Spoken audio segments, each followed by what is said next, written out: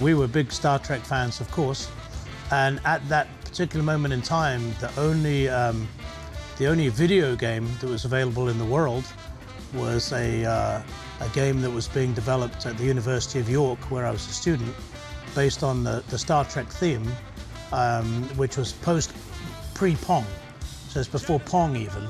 And the video game was based around the Starship Enterprise and 2 enemy ships, and we used to go to the psychology department late at night to play it. So that's how the name The Klingons came about.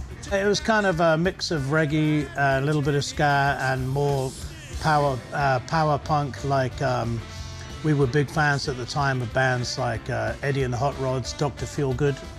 The singer was a big Dr. Feelgood fan, so he played the harmonica. So it was in that vibe, and that particular era of time, 1976, 1977, was right when all those types of music were exploding out onto the British public. At the same time, we had two-tone ska music, we had punk rock with the Sex Pistols and the Damned, the Clash, all those bands.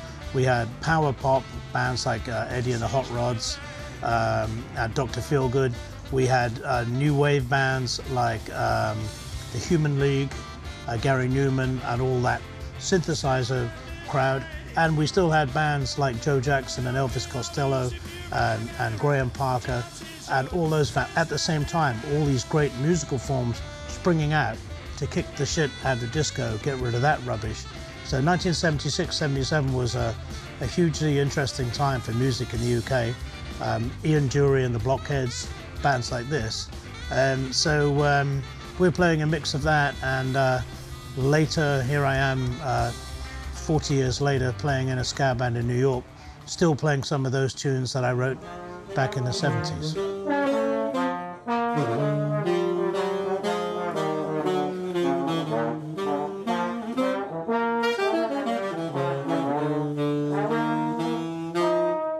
Forbidden Planet was a science fiction and comic book related shop. It was one of the first of its kind to bring together everything under one roof.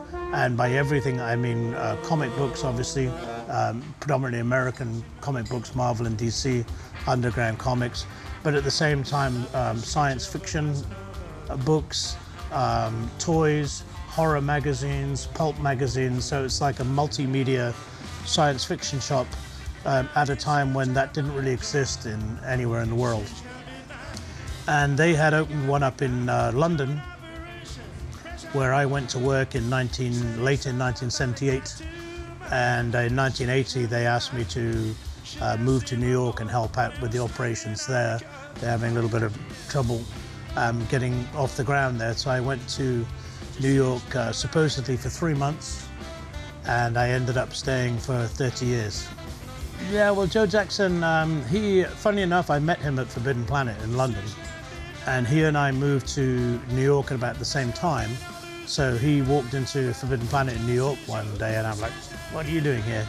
And he's like, "What are you doing here?" So we got to be like really good friends. And when the Toasters first started out, he gave us a lot of really good advice: do this, do that, try not to do this. You know, write some songs not in the key of E, like really good sound advice. But he produced the Recriminations EP in 1985. He went on to produce the Thrill Me Up record in 1988 and the New York Fever album in 1992. So he's actually worked on 3 records through the day. He now lives in Berlin, by the way, if anybody's interested.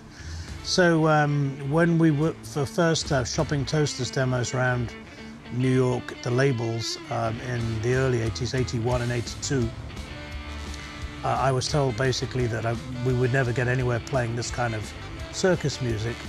But after we'd had a couple of albums produced by him, it gave us a lot of credibility within the independent scene, enough to be able to get the Recriminations EP distributed nationally in the US.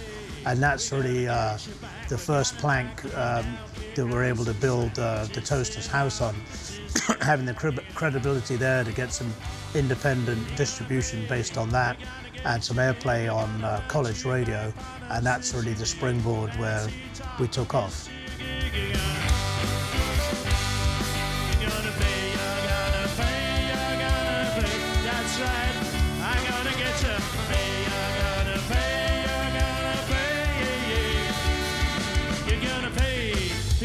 cook the books, you're gonna pay.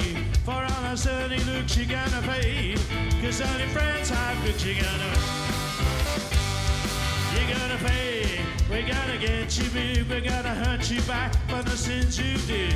Fancy talk, fancy gig, you're gonna pay, you're gonna pay, you're gonna pay. Yeah, fuck it, say, I'm gonna get you. Hey, you're gonna pay, you're gonna pay, yeah, yeah, you're gonna pay.